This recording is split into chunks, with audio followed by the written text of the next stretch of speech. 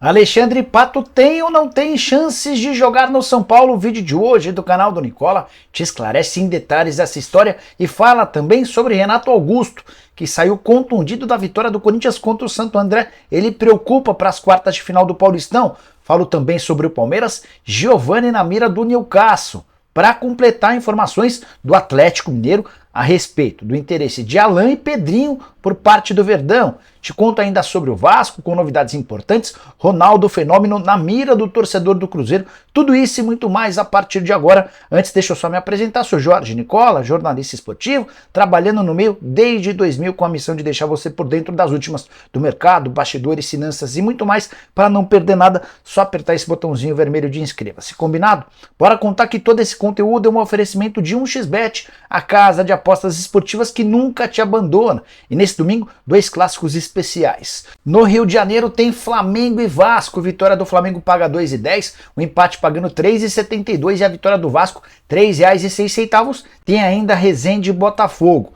Pouquinho mais tarde, na Arena do Grêmio, Grêmio e Internacional. Vitória do Grêmio paga R$ 2,01, o empate paga R$ 3,22 e a vitória do Inter fora de casa pagando R$ 3,82. Você já sabe, para apostar na 1xBet, super simples, só pegar o link que está no comentário fixo, faça seu cadastro agora mesmo e não esqueça de usar o cupom Nicola para ter direito a 100% de bônus no valor do seu depósito. Combinado?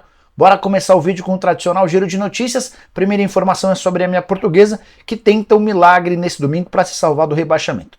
Portuguesa precisa vencer o Mirassol fora de casa, algo que já parece improvável, e ainda vai precisar torcer por tropeços de 2 desses 3 times que eu vou citar.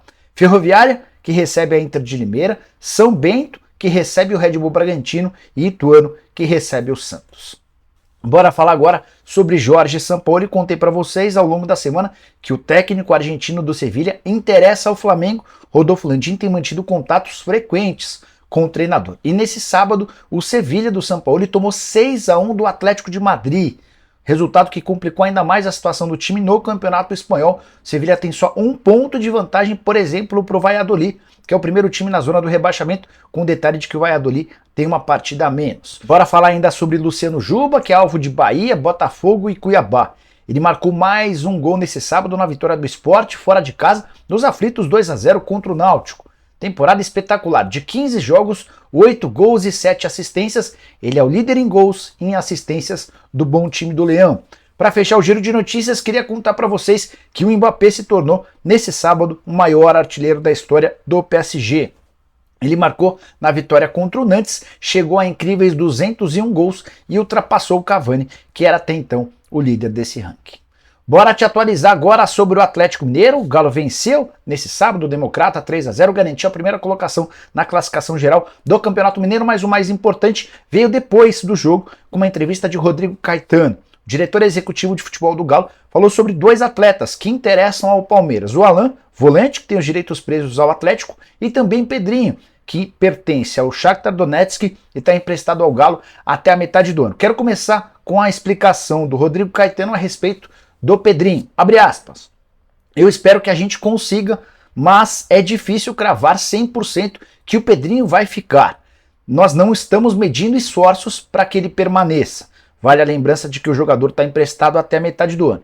Rodrigo Caetano continua. Estamos satisfeitos com o Pedrinho. É um jogador muito talentoso e sei que ele gosta de estar no Galo. Vocês sabem da nossa situação financeira. Ela é difícil, mas nós vamos tentar estender o empréstimo dele. Fecha aspas. Já contei para vocês que o Shakhtar não aceitou a proposta de prorrogação do contrato de empréstimo. O clube ucraniano quer 20 milhões de euros. O Palmeiras já se dispôs a comprar o jogador, mas não vai pagar nem perto desses 20 milhões de euros. Sobre o Alan, volante que pertence ao Galo, contei para vocês durante a semana que o Palmeiras chegou a oferecer 9 milhões de euros. Rodrigo Caetano respondeu. Disse que não tem proposta. Vamos ver. Rodrigo Caetano chegou a dizer que não há proposta oficial. Bom, tire suas próprias conclusões, abre aspas. Eu não quero e não tenho condição de cravar nada. Conversei com o Alan e ele está feliz aqui. De forma oficial, não há nenhuma proposta oficial. Eu posso responder pelo departamento de futebol, embora o Atlético não seja só o departamento de futebol. Há outros dirigentes e líderes, mas não passa pela minha cabeça ou pela cabeça do Cudê perder o Alan, fecha aspas. Rodrigo Caetano não é capaz de cravar com toda a força do mundo que não existe o interesse do Palmeiras. Acho que ele nem quis confirmar isso para evitar problemas, mas não cravou a permanência do atleta e disse que ele e o Kudê defendem a permanência do jogador. Tenho contado para vocês que o Galo só vai topar negociar o Alan por bem mais do que os 9 milhões de euros. O plano inicial dos dirigentes do Galo é vender o volante na metade do ano para algum clube do futebol europeu. Bora falar agora sobre o Cruzeiro, mais especificamente sobre Ronaldo Fenômeno, que foi detonado por torcedores da Raposa via redes sociais. Só para contextualizar, durante a tarde, o Cruzeiro só conseguiu empatar com o Democrata de Sete Lagoas, jogo fora de Minas Gerais, o que já causou irritação entre torcedores do Cruzeiro. Mas não bastasse isso, o Cruzeiro só conseguiu passar a semifinal do Campeonato Mineiro graças ao América, que venceu o concorrente direto do Cruzeiro na luta pela primeira colocação do grupo. O Cruzeiro passou com a pior campanha entre os 4 times, fez só 12 pontos, 3 vitórias, 3 empates e 2 derrotas. Vai enfrentar o América na semifinal, o América com campanha bem melhor, de 5 vitórias, 3 empates e nenhuma derrota. A pontuação mostra um pouquinho do atual momento do Cruzeiro. O Atlético Mineiro terminou com 20 pontos, o América com 18, o Atlético com 15 e o Cruzeiro, como contei, com apenas 12 pontos conquistados. Ronaldo tweetou o seguinte, abre aspas, estamos classificados, página virada e foco na semifinal agora.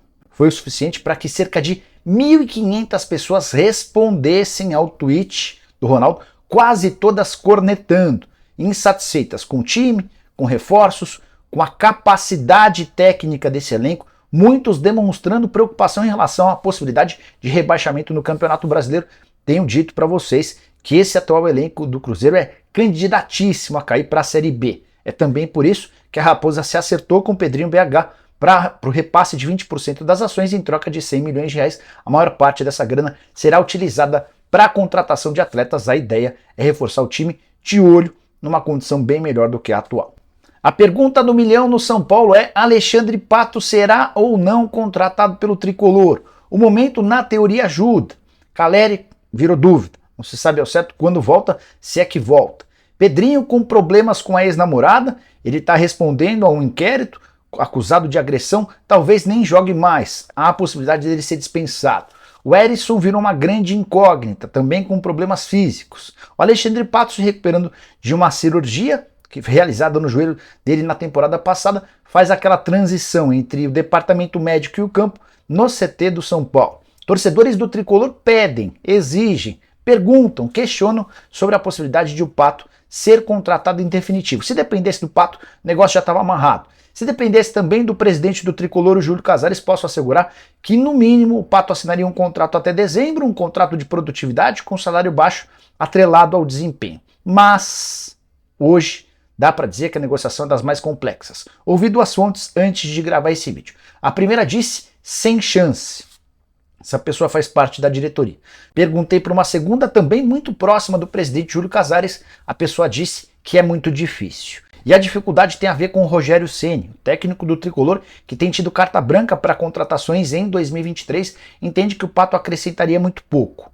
A única chance disso mudar é se o Pato arrebentar nos treinos daqui para frente. A partir do momento em que ele tiver a oportunidade de trabalhar com bola ao lado dos demais, ele vai precisar jogar demais para provar para o Rogério Ceni que teria alguma utilidade. Vale a lembrança de que o Pato, em sua última passagem, deixou o Tricolor sem cobrar nada do que teria a receber de salários, situação bem diferente, por exemplo, do que fez o Daniel Alves. Pato que mais recentemente também teve papel importante ajudando na contratação do Jackson Mendes. Ele fez o meio campo e indicou para o equatoriano que o São Paulo seria uma ótima opção.